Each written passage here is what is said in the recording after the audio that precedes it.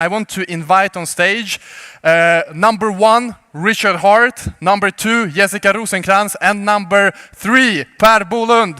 A huge round of applause, everyone. Welcome, welcome, welcome. Please take a seat. Take a seat.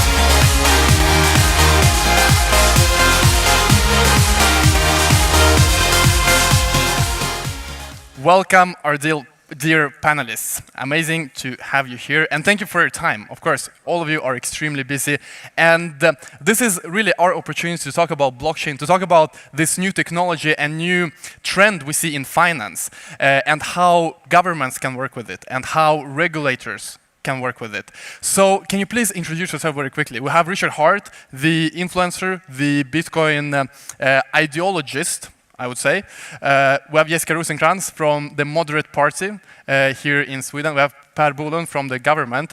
So my first question to all of you really is, how should governments and regulators work with new technology? How should you relate to new technology? So if we start with Per. Well, thank you very much, and thank you for having this arrangement and for allowing me to be here as well.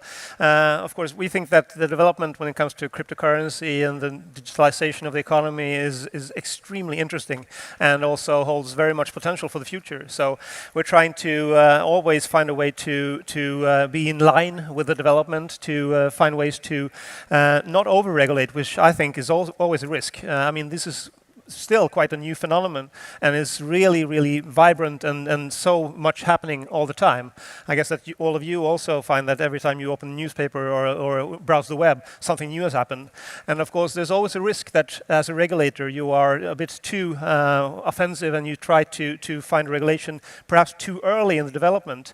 And that is something that we've tried to avoid. One example is, for example, crowdfunding, which is also a development that's been quite rapid and a lot of different solutions, a lot of different business models, and there were demands on the government to go in quite early and regulate the market in order to, well, avoid the bad people to come into this market.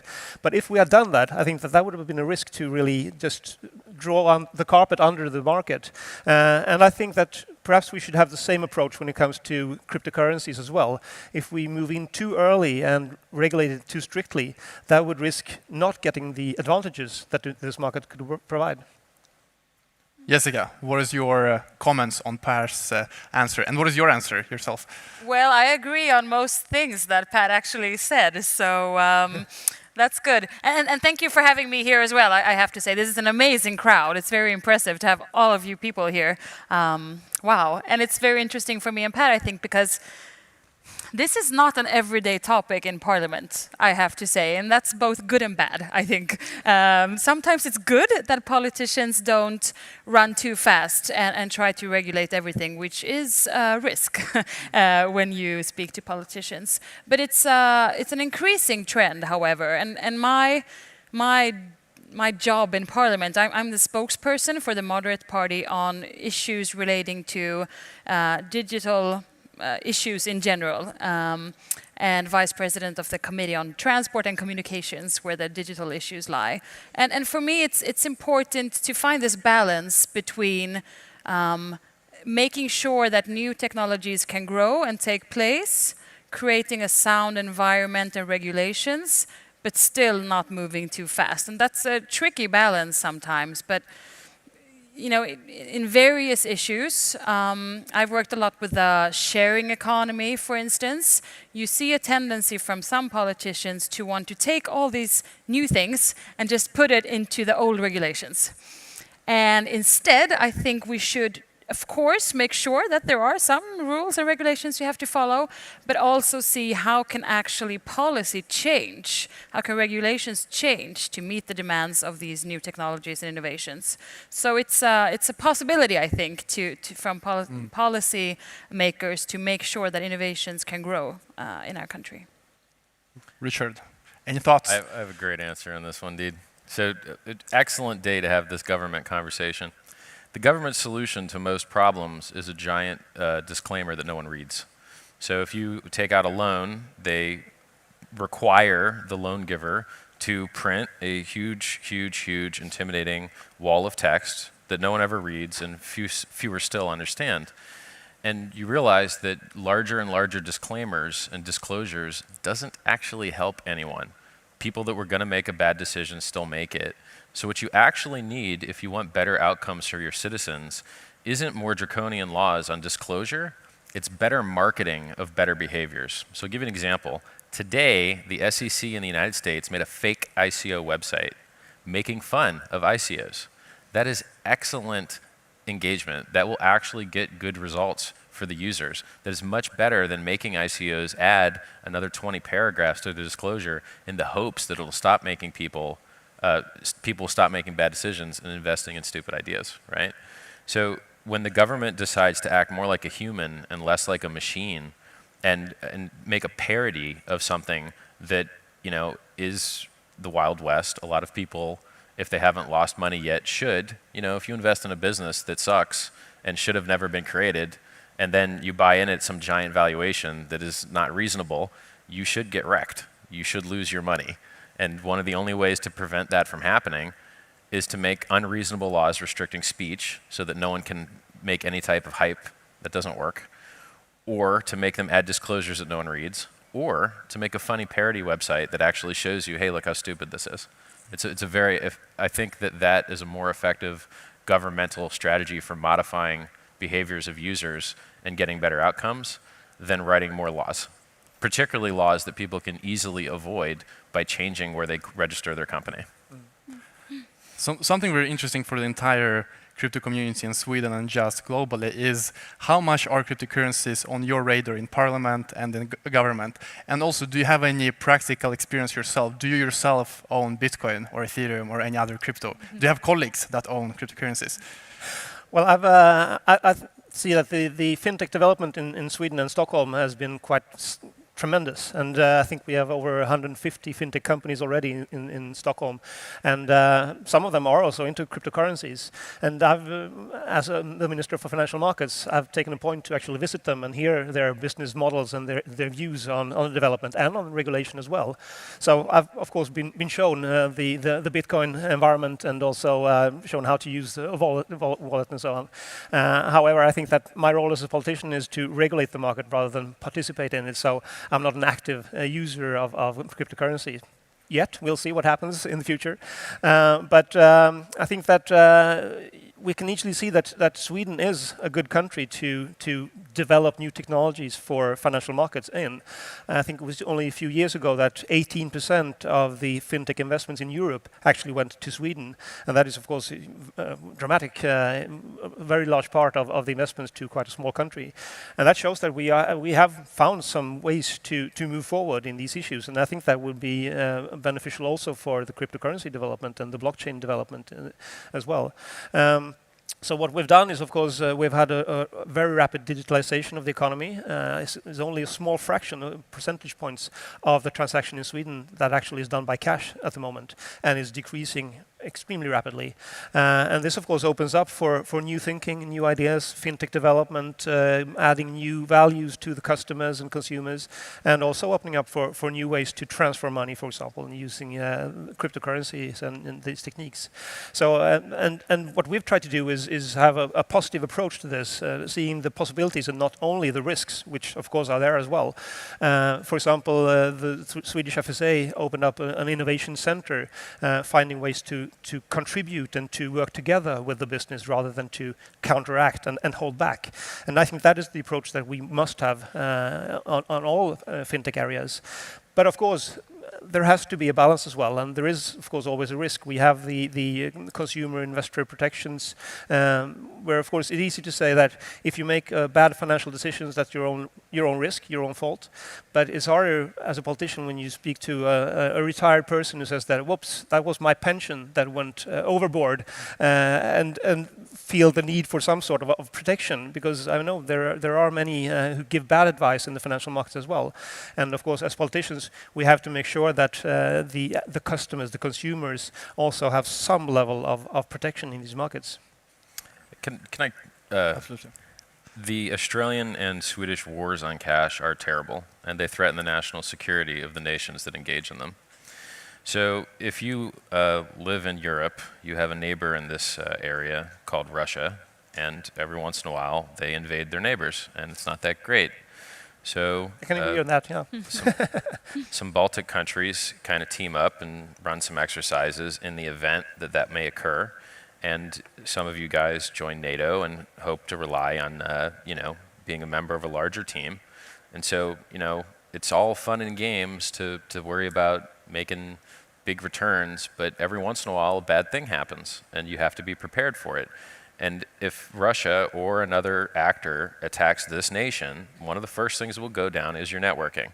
And that means you're not going to have any Bitcoin transactions, and you're not going to have your stupid cards that barely work anyway. Rub my chip. Can we do it again? This isn't even English. It sucks. It's terrible. Destroying cash, one, removes all the privacy from human beings, which quenches their speech. It makes it harder for people to speak truth when they're constantly monitored. The only true speech can exist when a person can speak without repercussion. And if everything that you say is monitored because you paid for it with your trackable credit card, like in the UK, if you say the wrong thing, the police knock on your door. That crap is not fostering a free and open environment and exploration of ideas. It's draconian and it's terrible. And the fact that you guys are removing cash is just basically removing national security in the event of network being down. Now you guys can't use taxes anymore because you don't have a working currency because you went purely digital in a world where digital doesn't work half the time. I mean, a UK bank just had its ATMs and cards down for several weeks, and it was a rather large bank. So cash is important. It's important for privacy. It's important for free speech. It's important so that you don't have to have your eyeballs on what my diet behaviors are if I'm insured, right? I don't need my health insurance premiums modified on your draconian monitoring of how I use my credit card. They all lose the data anyway. Everything you capture will be lost. So I hate the fact that you guys hate cash. It really bothers me. You guys and Australia. So, Jessica, well, just to make a short point, sorry, Jessica, just to clarify, the government has not issued a policy that says that we should be a digitalized economy. We haven't stated that we should get rid of cash. This is something that is driven by the consumers and the providers, the banks. And of course, we feel that consumers should be able to make their own choice in these issues. And if people feel comfortable using cards, even though some other people think it's stupid, I mean, it should be the consumer choice. Not really. You're in the business of protecting consumers, right? And if part of protecting consumers is making sure that they don't get preyed upon by data, like every piece of data you lose can be used to impersonate you and cause you to incur debts that you're going to be forced to pay. If someone gets a mortgage in your name in the United States, you do actually get screwed up for that. It does have a financial cost to you. So you should be interested in protecting your citizens from the data carnivores out there that will attack them with this over-eyeballing of customers for particularly no good reason. And it's not just the evil companies that take advantages, it's also other nation states. The entire secret database of top-level securities in the United States was leaked and lost to China, which didn't help America. And you can't go rewrite those things. You can change your password, but you can't change your birth date, and you can't change your relationships that you grew up with. That data is lost forever. The only way to protect people's data is to stop them from giving it away so much. So you may not be on team evil trying to kill cash. You're not exactly on team good trying to keep it alive. Jessica? Actually, we are. Well, it's an interesting twist in this debate. You advocating cash, and we're sitting here promoting more digital means. I mean, it's very interesting in the debate in general. Just a few years ago, everything was supposed to be digital, and now we're all thinking Russia, and now we're encouraging people to stick cash under their mattresses and all that. So of course, we have to make sure of both things, to say the very obvious. And I just have to go to a meeting and meet particularly older people to definitely be certain that there's a future for cash as well the coming years, to say the very least. But still, I agree that this is very much consumer driven, and it's. The data issue is, of course, central. I mean, that's a tricky topic. Because normally, actually, we have a pretty tough legislation when you look at to use the Swedish phrase, but Datainspektionen or other authorities who are constantly trying to make sure that we cannot test new technology. We could not test autonomous vehicles because then they have a camera on them and then they can spot something that someone can use in a bad way. And that's important, of course, but my perspective is that we in general have pretty tough regulations concerning data. And look at the general data protection regulation that has just come into force. That also is giving more power to the consumer. So I think I still think we need to see people as grown-ups, actually, and that a lot of people want to share their data with others. I can tell you there is a Swedish politician who I disagree with vehemently on his choice of cryptocurrency. His name's Rick Falkvinge. He's the leader of the Pirate Party. He actually does have some good thoughts in his head, and one of them is that we need a digital analog of a digital representation of our analog rights. So back when you used to send mail to another person, the idea, the concept that someone would open that mail and read it before it got to their destination was unthinkable, was unconscionable. But the fact that you guys in Europe have made a law that you retain every single SMS message for a couple years, well, that's the exact opposite, isn't it? So if I communicate with somebody by mail, I'm protected. But if I communicate with somebody by SMS, I'm screwed. Well, that's odd. It's odd that we have this disconnect between the rights that we fought so hard for in the analog world, and now in the digital world, we just don't care anymore. It also exists with the Fourth Amendment in the United States. You know, you have a right to be free of unreasonable search and seizure, and only upon writ from a judge describing exactly the location and description of what is being searched for can that right to privacy be abridged or annulled. Well, at the border, they decided you don't have those rights anymore. We can ask you for the password to your phone, like in Canada, they won't let you in. You come to Canada, they ask you for the password for your phone, you give it, or they bounce you. And they bounce a lot of people. That's disgusting. You know what's in my phone? A lot of naked pictures of people. Some of them of me, sorry. Some of them other people. None of us probably need your $8 an ass looking at our pictures. $8 an hour paid. Dude, like, it's disgusting that people have forgotten how hard we worked to get those rights in the first place, and to use that as a reference point for the digital laws would be wonderful. And as far as your Data Protection Act goes, it's a joke. You can mandate that people try hard, and they will try hard, and then they will fail because security's hard. The only way to protect people's data is to not capture it.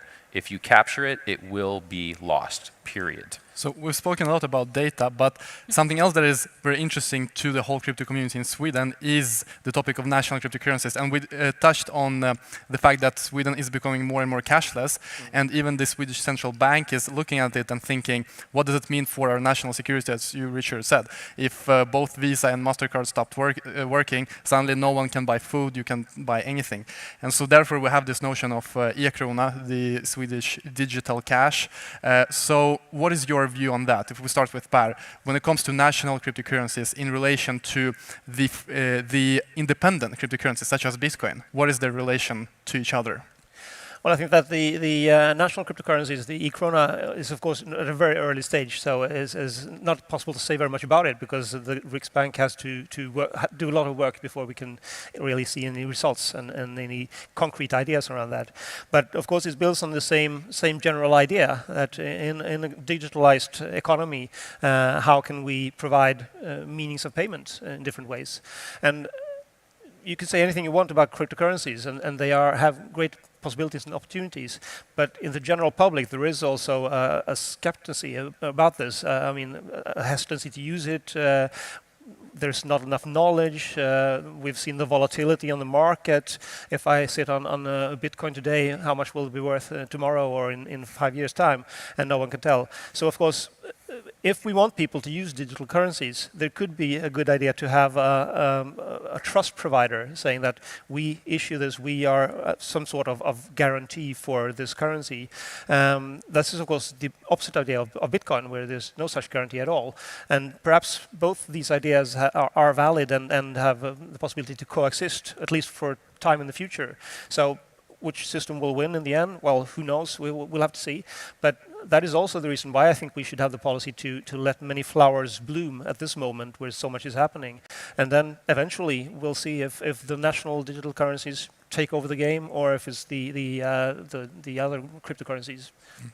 I think that the currency you can get rich on has a pretty big advantage over the currency that keeps becoming worth less. So if you look at the kroner, it's got a whole lot of digits on the end, right? You could pay 10 euros or you could pay 100 kroner. Well, why is there so many digits? Because they kept printing it and printing it and printing it. So they have a bunch of stupid zeros at the end of their currency now. Some countries have more, some countries have less. I don't think an intelligent investor with more than his petty cash would be wise to invest in the cash that goes down 3 to 5% a year just to inflation. And that's assuming that your central bank doesn't decide to just print more. I'm not exactly, in the United States we have a Fed, which is its own separate entity from our actual elected officials. So the people that choose our interest rates and our issuance rate are not elected, which is a little weird. How do you guys do it here? Do you guys have a separate team, or does your government elected people do it? No, the central bank is independent from the independent as well from the government. Yeah. All right. And that's the whole of Europe has the same system as well. That is actually an interesting point you brought up, and I would like to hear Jessica's opinion on the fact that with national cryptocurrencies, you can control inflation. The government will be in control. With Bitcoin, for example, there is no way for one single government to control the inflation and do monetary policy in their country. So do you think it is even possible to have such a currency in Sweden where when the central bank doesn't control anything? Well, it's pretty far off from where we are right now, so I can only speculate about that. I think, however, that this whole all these different cryptocurrencies growing or being developed, I think that it puts a sound pressure, I would say, on the central bank system. I was invited to this seminar about the Swedish e-crown. However, it was cancelled, so I guess the interest in general wasn't that big. But I think it's good that the central bank has to think about its ways of doing things, and in the long term, that goes back to us as politicians as well. So I'm not sure about your specific question, but going back to the broader perspective, since Per knows all these financial markets perspective a lot better than me. I'm the more broader digital, working every day in the Parliament. I see the big issue for all different kinds of blockchain technology is trust. That's the basic problem. I'm working a lot on digitalization of healthcare or the welfare system in general, public sector, whatever. And whether you're speaking about cryptocurrencies or blockchain in general, the big problem is trust. And I think that's something we have to work together with authorities, with policy, and also the business in itself. And then you can discuss how much it should be regulated or not. But if it's not regulated, you probably won't have the trust, and then you won't see this technology being used in very many ways. Something very interesting is also that different countries do national cryptocurrencies for different reasons. So in Sweden, we have the case that we are cashless, and that is the reason why the central bank is thinking about how can we create digital cash. But then you have, for example, countries such as Venezuela. They want to circumvent sanctions, so they want to create their own national cryptocurrency so they can transact globally without using the traditional finance infrastructure. So Richard, what is your view on all of these national cryptocurrencies in comparison to Bitcoin? Is it interesting at all to you, and what does it mean for the whole crypto space? Basically, crypto was created to fix the problems of government. The first block ever mined, the Genesis block, I believe there's some text, either if not encoded in it, but released along at the same time of it, that says that British Chancellor on verge of another bailout for banks, where the government will unfairly benefit those who have friends in high places. For instance, lenders, right? So people will take huge loans, make mad gains, until it goes wrong. They privatize the gains, they socialize the losses. And that doesn't let capitalism work properly. If you have somebody like that, all right. If you privatize the gains and socialize the losses, it unfairly enriches the capital class that's in control of who kind of gets into office. So that system can't be cured from the inside pretty much. It's basically lost. You can do some things with runoff voting that help, and getting rid of first past the post, and there's some other things you can do to try and fix politics, but the problem of needing to print money to pay bills, it's not going away. These guys have bills they have to pay, and they're denominated in their local currency, and they're going to keep printing that local currency to pay those bills until the game stops. So whether they digitize that bad system of generating debt that's unsustainable on a population that's decreasing in size, so their debt that they've incurred, borrowing all that money for all those years, they have to pay back now with a smaller working group of people, because people stopped having kids. So if people kept having sex and having kids, that debt would be spread across a lot more folks. Now those folks are screwed. Japan's more screwed than you guys, but you guys aren't really having too many kids. You might want to get more religious around here to start popping out kids. Guys, on that note, we have a few minutes left, and I suspect that there are questions in the audience to our panelists. So please raise your hands, and then we have Toshi Times, who will run with microphone, or someone else with run with the microphone and ask questions. Okay. Thank you so much. It's mainly for Per. There is an issue of national security when it comes to cryptocurrencies, where one government wants to influence the other. And I know you are not the Bistånds minister, or there is an advantage of actually as well getting aid to people with governments who wouldn't collaborate through some other means. What does the Bistånds politic, like SIDA, for example, what does it look like when it comes to adopting cryptocurrencies like for aid, and on the other hand, looking at national security? Thank you. I understand nothing he said. Could you understand? I had also translate national security, cryptocurrencies. I think it's connected to foreign aid as well. If we can use cryptocurrencies in relation to foreign aid. Yeah, exactly. I mean, there are governments that wouldn't basically be qualified as governments for the function of aid. And because I've heard about some proposals where SIDA can use cryptocurrencies to forward aid to some countries, for example, through civil society or some other means. Is there such a thing from finance and Bistånd's perspective? Bistånd is like aid ministry, or Thank you. Well, I'm not aware of any current projects going on in this field. However, SIDA is of course always looking for new ways to channel the aid, so to make it as efficient as possible, to make sure that the receivers actually get the money in the way that they should. And we have of course problems channeling through governments who not always look for the best of their citizens, and sometimes a lot of money gets stuck in the way. So we've worked a lot in Sweden also on remittances, people sending money back to their homes. And of course cryptocurrencies can be a very efficient way to achieve that, and actually that is a much larger flow of capital than aid in the world today, much larger.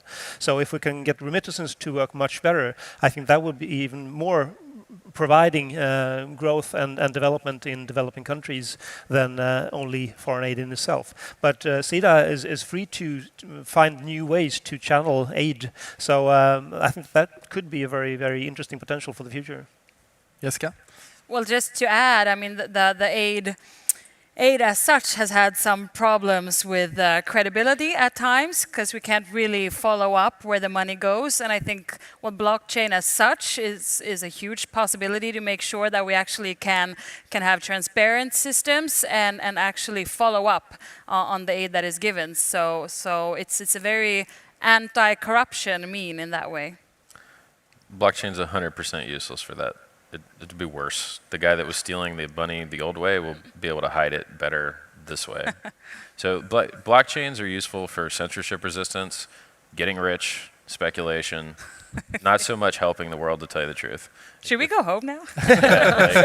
Like if you want to make the world better and people need food, you could stop giving them money to buy food, and you could just spend food. And then if he still resells it, it sucks, but he's less likely to resell it, because at least he doesn't get as much of the money he stole, right? Like if he steals the sandwiches. So you're better off sending him sandwiches than you are sending him cash and trying to like anti-money launder it. Here's the reason blockchain doesn't help with most things. If the blockchain stays in the digital world, it's trustless and awesome. If the blockchain touches the real world, like sandwich world, the guy handling the sandwiches lies to the blockchain, and then the blockchain can't help you. So as soon as you try and touch the real world with your blockchain project, it stops being useful. Because the guy that converts the data in the real world to tell the computer what's going on, that guy lies. And if you have to trust that guy anyway to not lie, then you can trust that guy to run the same system on a SQL database or on the legacy system. So blockchains only solve trust in the purely digital domain. If you touch the real world, completely useless. More questions to our panelists. I think we have time for one more question, unfortunately. Please.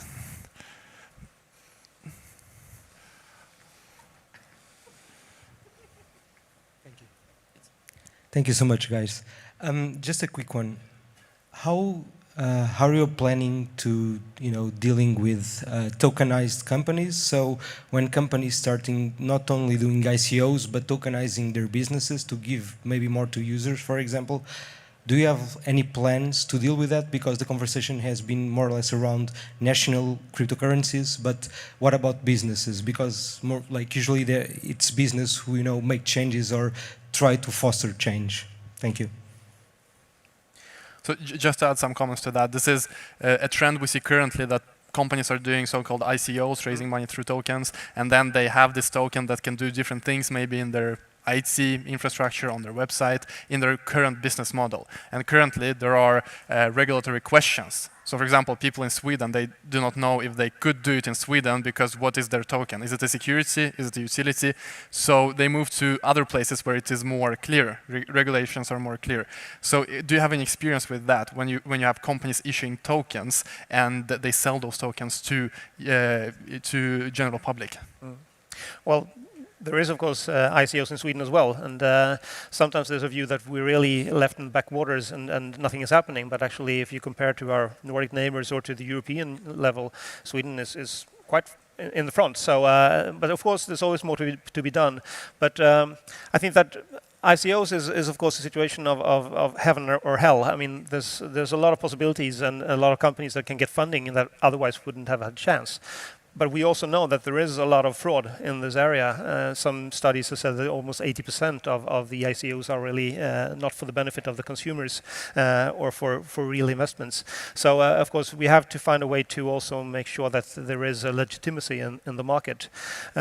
But then again, when it comes to future business models around cryptocurrencies, I'm not the guy to tell about that. I think there are huge opportunities, and we already see digital actors taking payments in cryptocurrencies, for example, and I think it's only the start.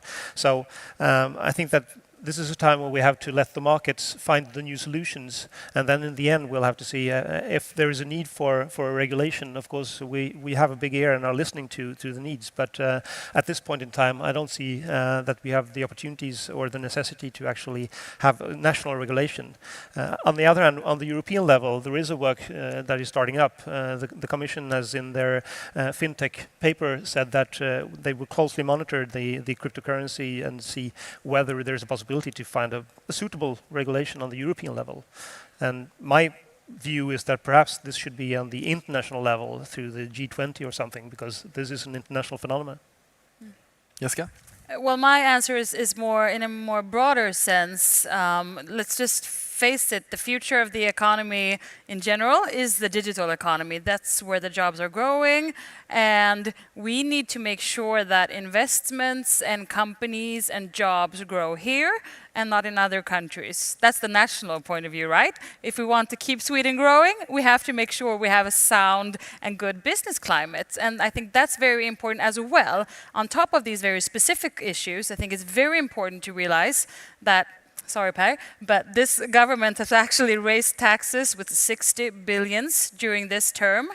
We have seen an increased bureaucracy, administration. So on top of these, sometimes unclear rules, we have a actually a development going in the wrong way, I would say, with increased taxes and more bureaucracy. And that's not the way forward when we see countries as Estonia or other countries actually being very progressive in making sure that digital companies, startups, investors want to have their businesses there. So that's a task for policymakers going forward, to decrease taxes and decrease regulation in that sense.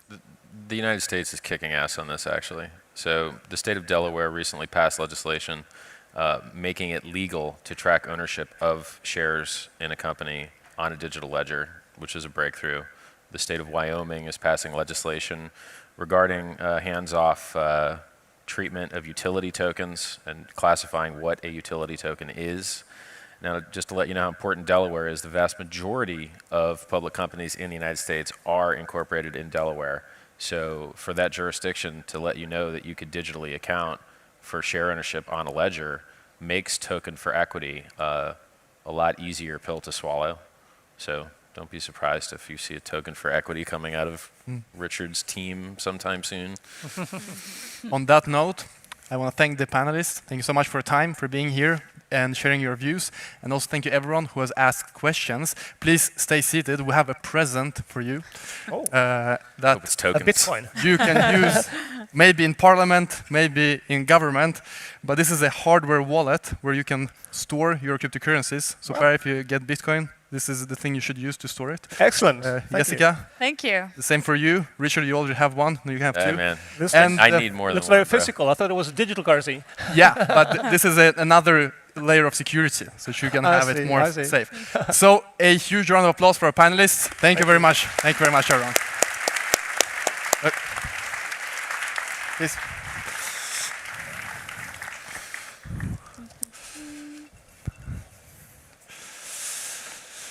Tack så jättemycket. Tack. Tackar. Thanks, man. Thank you.